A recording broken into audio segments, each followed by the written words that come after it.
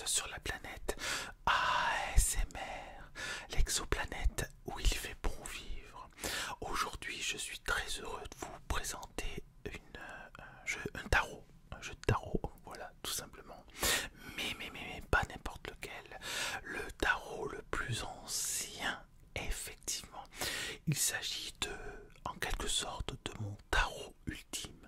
Si je devais en garder un seul, ce serait celui-là. Et bien voilà, je vous le présente tout de suite après l'introduction. Planète, planète, chuchote de bienveillance, relaxation, musique relaxante.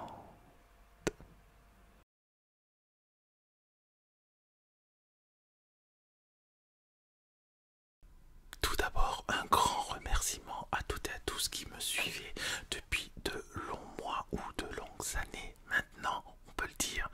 Voilà, donc on a traversé des épreuves tous ensemble, des hauts, des bas, et puis là on est lancé sur les rails et je suis vraiment heureux de continuer à vous fournir un contenu pertinent quelquefois, intéressant d'autres fois, et toujours avec bienveillance. Et je vous remercie, j'en profite pour vous remercier en parlant de bienveillance, pour vous remercier pour tous vos commentaires qui sont toujours adorables.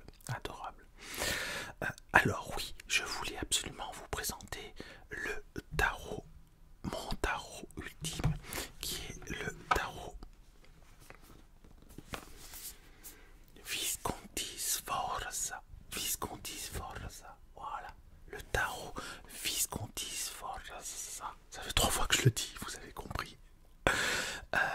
Pourquoi? Parce que c'est ce tarot qui a donné naissance à tous les autres, et bien évidemment au fameux tarot de Marseille. Voilà, tout simplement. Donc vous vous rendez compte, c'est un tarot qui date de environ 1460, on va dire 1440, 1450, 1460. Et on va regarder un petit peu ce qu'il y a dans ce coffret, dans ce beau coffret.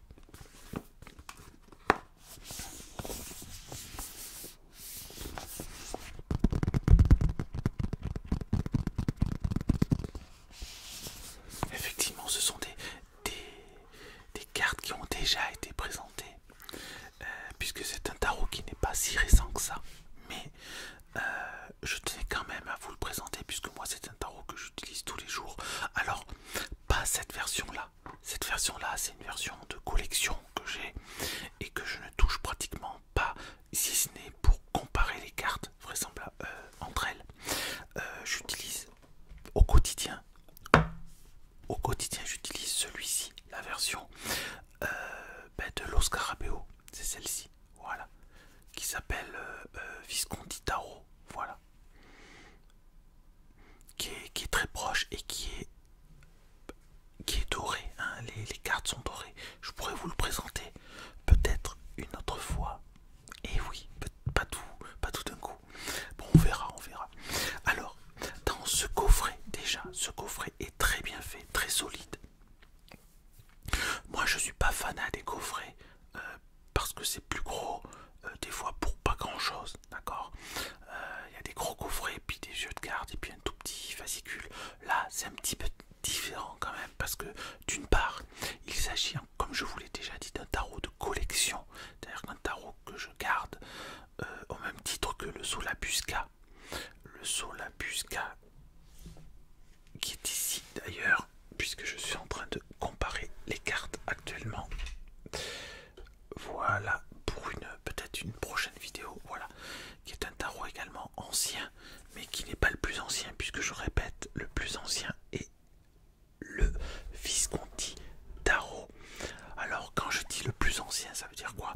Le plus ancien retrouvé avec le maximum de cartes. Il manque simplement 4 cartes, d'accord. Donc dans ce coffret, déjà c'est un coffret très solide. Comme je vous disais, je ne suis pas fan des coffrets, mais là ça vaut quand même le coup. Pourquoi? Parce que il n'y a pas tant de place que ça. Regardez, ici ce sont les cartes Et ici, c'est le livret. Il y a juste un tout petit truc pour que le livret ne se balade pas. Mais sinon, vous voyez que il n'y a pas beaucoup, il n'y a pas grand chose à jeter. D'accord? Donc ça, c'est déjà important. On va commencer par le livret.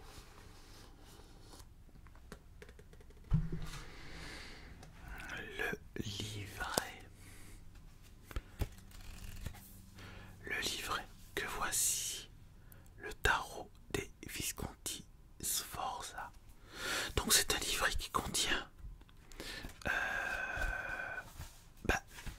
qui contient quand même des choses intéressantes, parce que quand je l'ai lu, je me suis quand même régalé, parce que notamment au niveau historique, hein, un petit peu d'histoire, voilà, le divin tarot, en route vers la sagesse, les atouts, les quatre enseignes, les quatre enseignes, oui, voyager avec le tarot, voilà.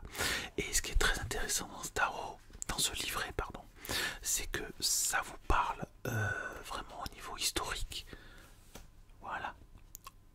Et la comparaison avec la réalité, c'est-à-dire le mariage de la famille Visconti avec la famille Sforza. Donc, voilà, dans les années 1450. Voilà, dans les années 1450. Donc, vous voyez, c'est quand même très, très, très intéressant. Enfin, en tout cas pour moi. Hein. Vous n'êtes pas obligé, si vous n'êtes pas branché histoire, ben, je peux le comprendre. Voilà.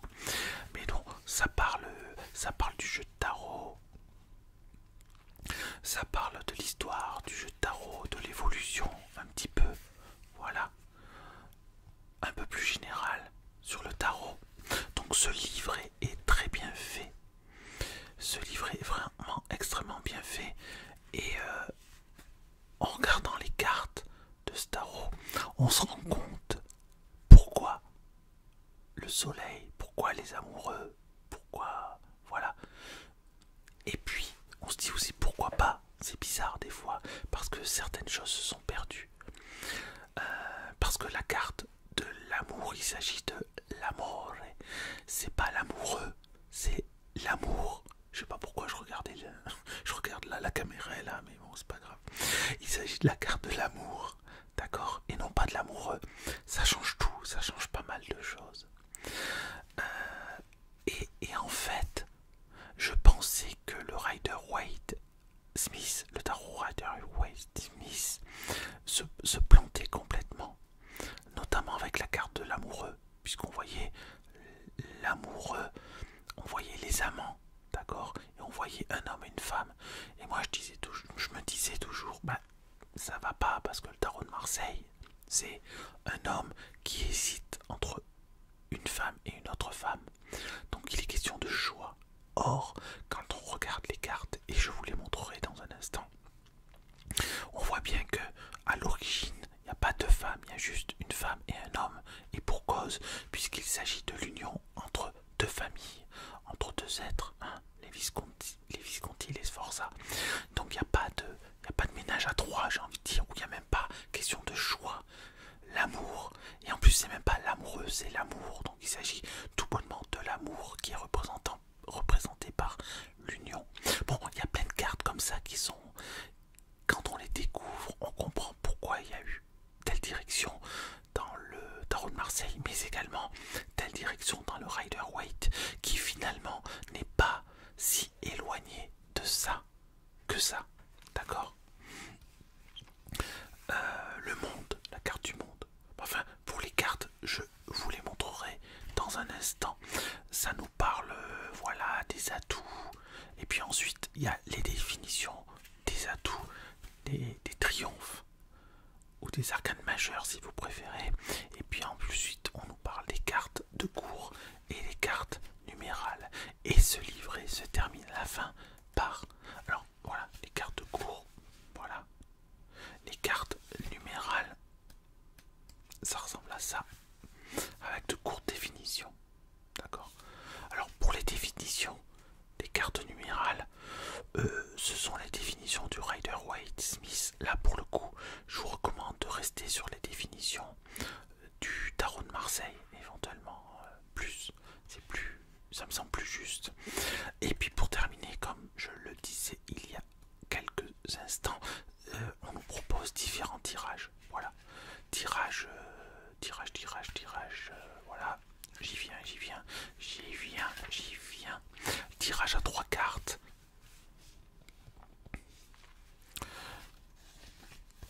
Tirage à 5 cartes. Il y a également la croix celtique. La vraie croix celtique que je n'utilise pas pour ma part. Et puis voilà, les remerciements. C'est un très beau livret qui peut être intéressant quand même. Moi de temps en temps je le relis pour notamment concernant les arcanes majeures parce que il y a des précisions. Par exemple, je prends au hasard. Hop, au hasard, c'est quoi? La lune. La lune. Dans la mythologie, la lune est personnifiée par Diane la chasseresse, également déesse de la fertilité. Sur cette carte, elle apparaît seule, sans son frère jumeau, le dieu solaire, Apollon. Et bien oui, il va apparaître après le soleil. Elle tient un croissant de lune ou lune nouvelle, ce qui indique que sa quête d'éternité n'est pas encore achevée. Sa position au sein des atouts la place en dessous de la carte du monde qui symbolise l'éternité. Dans les poèmes de Pétrarque, la lune et le soleil doivent attendre que l'éternité triomphe du temps, raison pour laquelle ils ont souvent l'air tristes. Voilà, etc. Alors après, un bâtiment petit et insignifiant se dessine au loin pour bien montrer que la lune n'a que faire des soucis temporels, etc. Bon, donc il y a des indications sur les cartes qu'il est bon de se remémorer. En tout cas, très beau livret pour ce jeu. Alors maintenant, je vais vous présenter les cartes, tout simplement. Elles sont dans le désordre, d'accord?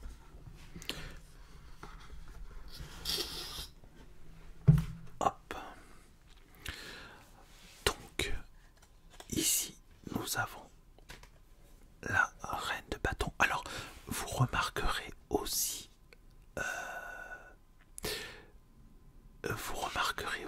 que comment dirais-je, il n'y a pas, non d'ailleurs je vous dis des bêtises, c'est pas la reine de bâton, n'importe quoi, c'est n'importe quoi, c'est l'impératrice, pardon, excusez-moi, j'ai un petit trou de mémoire. Vous remarquerez aussi que pour les arcanes majeures, il n'y a pas de numéro, ce qui indique que les cartes, elles étaient pas, il n'y avait pas d'ordre forcément, même si quand même il y avait un ordre prédéfini, mais qui n'était pas notifié sur la carte. Voilà. Et l'ordre prédéfini, c'est, semble-t-il, quand même l'ordre du tarot de Marseille tel qu'on le connaît aujourd'hui. Mais on ne sait pas trop, hein, c'est quand même assez ancien. Voilà, donc je vous montre les cartes. Et à l'origine, elles étaient dorées. Donc le dos, il est comme ceci. L'épaisseur, moi je trouve l'épaisseur assez sympa. Alors, par contre, je n'ai pas de petites mains, mais les cartes sont très grandes. Donc, pour moi, selon moi, impossibilité de tirer les cartes. C'est très compliqué, très compliqué. On peut se débrouiller, mais pour faire des tirages au quotidien, tous les jours avec, un peu comme je fais, c'est compliqué. C'est pour ça que j'ai opté pour la version de l'Oscar EBO, qui a un format de carte traditionnelle, on va dire. Alors sachez que les cartes au départ n'étaient pas forcément des cartes à jouer, et c'était des cartes que l'on pouvait utiliser comme décoration, puisque c'était de véritables œuvres d'art. Et d'ailleurs on a retrouvé ces cartes piquées par là, parce qu'elles étaient fixées dans le mur, vous voyez, comme des portraits de famille. Et c'est normal, puisque ce sont des portraits de famille. Vous comprenez? Allez, je vous montre, je fais défiler un petit peu les cartes. Où est-ce que je vais poser ça? Attendez, je m'organise. Voilà, je vais essayer de ne pas faire trop bouger la table. Voilà, ici on a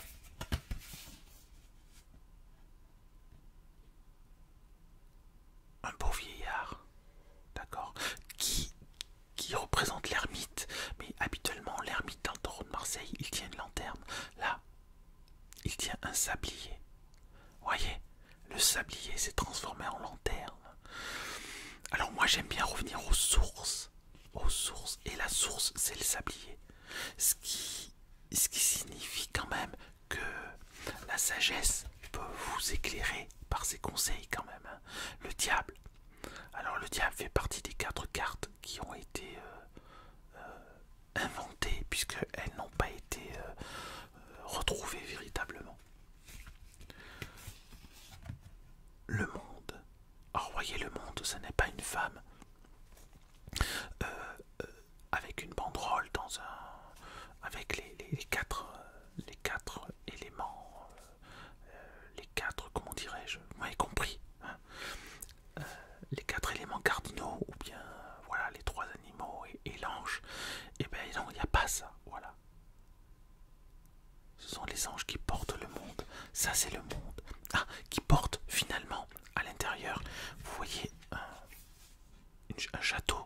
Il s'agit de la Jérusalem nouvelle. Donc quelque chose de fantasmé, un monde meilleur, un paradis. Vous voyez. Hop.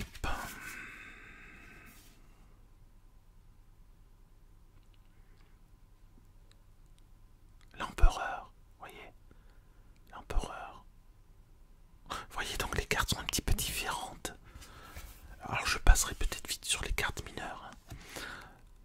Ici, vous reconnaissez la roue de fortune. La roue de fortune, et on n'a pas d'animaux. Ce sont des personnages. Voyez, simplement au fil du temps, puisqu'on remarque que les personnages, vous avez ce personnage là qui a des oreilles, vous avez ce personnage là qui a des oreilles, et vous avez ce personnage là qui a une queue, d'accord, et celui-là qui n'a rien. Et en fait, ça s'est transformé avec des singes ou des animaux, mais en fait non, ce sont des personnes, voilà.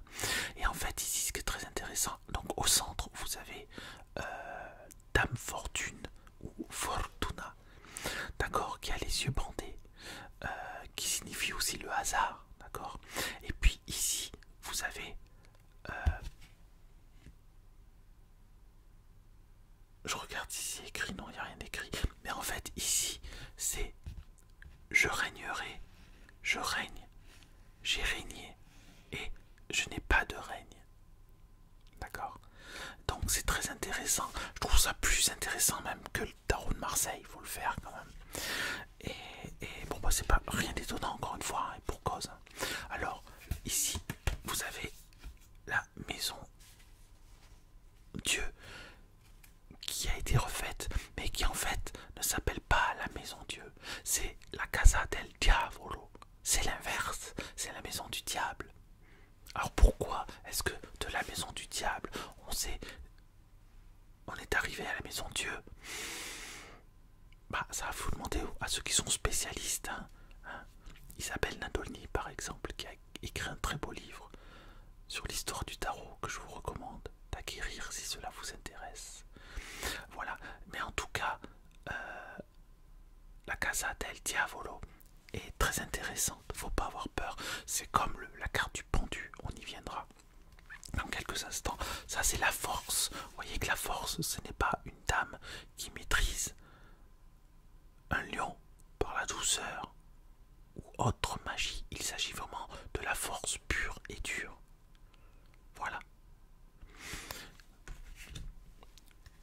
Nous avons le pape, El Pape. Voilà, le pape. Donc dans le livret, il y a vraiment les explications assez sympathiques, hein, quand même, assez intéressantes. Oui, quand je dis sympathique, je veux dire intéressante.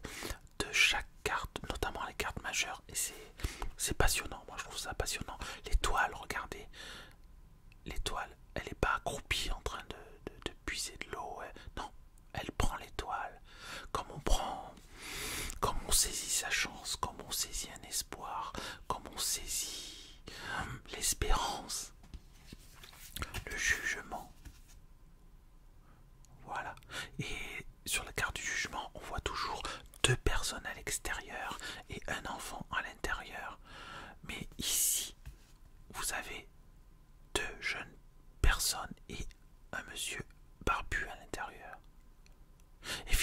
ça change quelque peu les messages qu'on peut capter. Idem pour la tempérance, voyez, elle ne verse pas d'eau.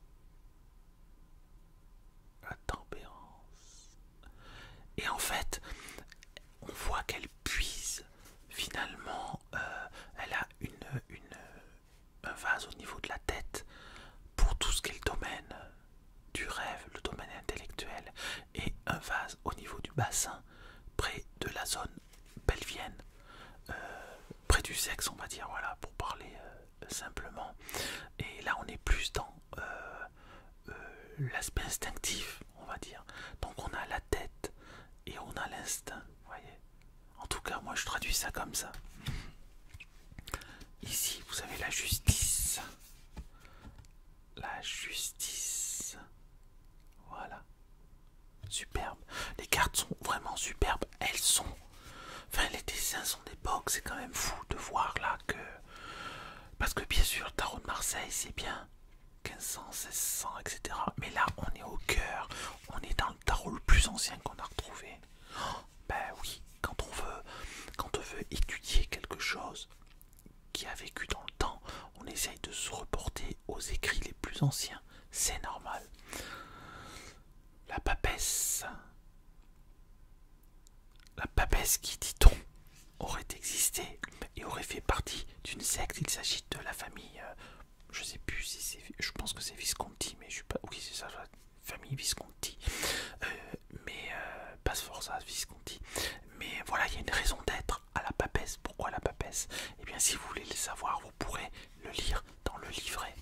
Vous avez ici le soleil. Voilà, le soleil. Très intéressant. Ici, vous avez la muerta. Enfin non, là je parle en espagnol. La mort, voilà. C'est un jeu italien, je le rappelle. C'est un jeu milanais. Ici, vous avez le chariot qui est une femme pour le coup. C'est pas un homme. Autant la force, c'est un homme et pas une femme. Et là, c'est inverse par rapport au tarot de Marseille. Elle ne tient pas les rênes. Vous voyez, elle maîtrise. À la fois, on a le côté instinct et le côté raison. Chaque cheval représente un aspect plutôt un aspect du corps et l'autre un aspect de l'esprit. Et finalement, on pourrait résumer un cheval par la coupe et l'épée, et l'autre cheval par le bâton et le denier. Voyez, le côté plutôt céleste, le côté plutôt terrestre, esprit et corps. Ici, vous avez le battleur. Voilà. Et effectivement, le battleur, il a bien les 4 éléments. Il a le bâton, il a un couteau, il a des deniers, il a un verre, une coupe. Voyez. Donc, effectivement, on retrouve bien ça. Et puis, c'est tout ce qu'il a. Il n'a pas d'autres. Il n'a pas des cotillons, il n'a pas des serpentins, il n'a pas des trucs comme ça. C'est tout simple. La lune, voilà. La lune, voyez. Et là, la lune nouvelle, ben, je vous ai lu le texte sur la lune nouvelle. Alors ici, vous avez le pendu. Le pendu. Voilà. Ça, c'est donc la première image du pendu qu'on a retrouvé, voyez. Il n'y a pas de pièce qui tombe, il n'y a pas de soleil qui irradie au niveau de sa tête, il n'a pas d'auréole. Voilà, c'est le pendu. Et ça, il s'appelle pas le pendu, il s'appelle le traditore ou traditore, je crois. Ce qui veut dire quoi? Ce qui veut dire le traître. Donc c'est un traître, voilà. Alors il maîtrise quand même parce qu'il n'a pas l'air affolé, mais quand même il y a l'idée de la trahison à travers cette carte. Il n'y a pas que l'idée d'être en stand-by, dans l'attente, etc. Puisqu'on a tendance à traduire cette carte beaucoup par l'attente, etc. Alors que c'est tout simplement en priorité la trahison, il traditore. Donc c'est intéressant. Ici nous avons ce dont je vous parlais, les amoureux. Non, c'est pas les amoureux, pardon, c'est la mort. D'accord? Donc ça représente pas l'amoureux, c'est la mort, l'amour. D'accord? les personnages ressembleraient au, au marié, donc Visconti Sforza. Après, il faudrait voir avec les portraits. Vous avez le fou. Alors le fou qui est bien différent de ce qu'on peut voir, que ce soit dans le tarot de Marseille ou le Rider-Waite-Smith, ou même dans tous les autres tarots, d'accord. Il a un bâton, peut-être pour se défendre de ceux qui se moquent de lui. Et dans les cheveux, il a des plumes qui symbolisent peut-être la légèreté, l'innocence, la légèreté d'esprit, l'innocence. Il a des bas, ces bas qui tombent. Voilà, c'est pour le côté instinctif aussi. Alors ensuite, je vais passer un petit peu plus rapidement sur les cartes. Alors, je passe plus rapidement sur les cartes mineures, pardon, notamment les numérales.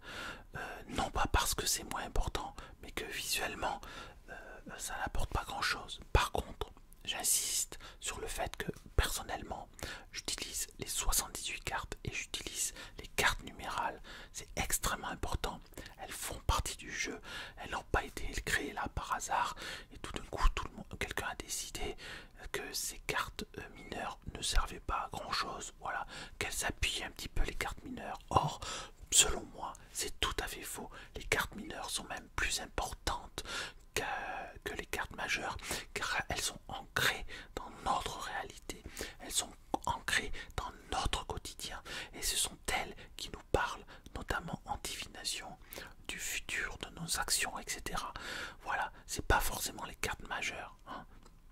Pensez, il y a 22 arcanes majeurs, et on n'utilise pas 56 arcanes mineurs. Alors j'insiste, voilà, mesdames et messieurs les tarologues, sans vouloir vous juger, vraiment, mais faites l'effort et vous êtes des exemples. Montrez qu'on utilise les 78 cartes. C'est mieux quand même, je trouve. Et puis si vous n'êtes pas à l'aise avec les tarots de Marseille, prenez le Rider-Waite-Smith, mais utilisez les 78 cartes. Voilà. L'as d'épée. Et il y a écrit à bon droit. Voilà, en général, sur les 5 premières cartes des arcanes mineurs, arcanes numérales, pardon, il y a écrit à bon droit. Bon, voilà, je passe rapidement, hein, d'accord. Épée, coupe. Hop, on va mettre dans l'ordre comme ça, voilà. Enfin, dans l'ordre, à l'endroit, je veux dire, voilà, je passe rapidement. Voilà. Ça, on est dans les épées. On est dans les épées, on est dans les coupes. Coupe. Alors, on pourrait en parler, hein, mais ça serait un petit peu long quand même.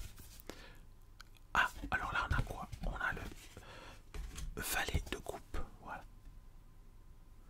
Donc très intéressantes ces cartes de cour. De même que les cartes numérales sont très intéressantes aussi. Mais c'est que, voilà, vous m'avez compris. Graphiquement, on va pas passer 2 heures à montrer ces cartes. Le bel as de coupe.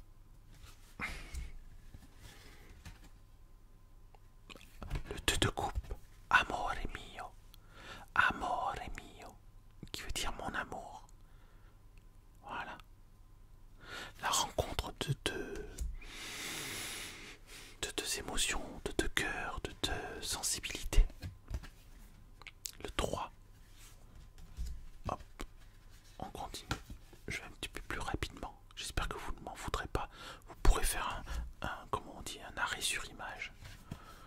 Voilà. Cavalier de coupe. Alors dans ce jeu, ils sont presque tous blonds. Je crois qu'il y a un roux. Mais sinon ils sont tous blonds. Il n'y a pas de brun. Il n'y a pas de brun comme moi. Ouais, vous voyez ce que je veux dire. Mais c'est pas gênant du tout.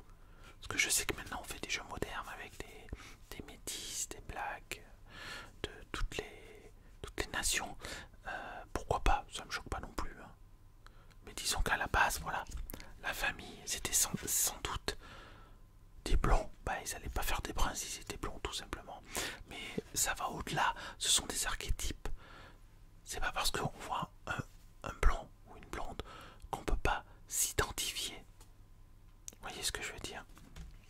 Il faut aller plus loin que ça, sinon on s'en sort jamais.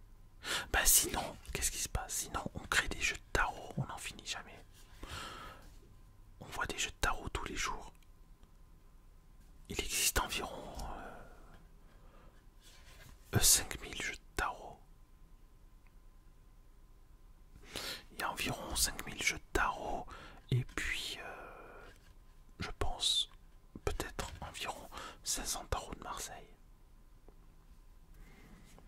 Donc on envoie tous les jours des jeux de cartes. Bon, à un moment, il faut savoir s'arrêter, mais c'est toujours plaisant pour enrichir son vocabulaire, enrichir son intuition, de posséder ou tout du moins de regarder un petit peu ce qui se fait ailleurs.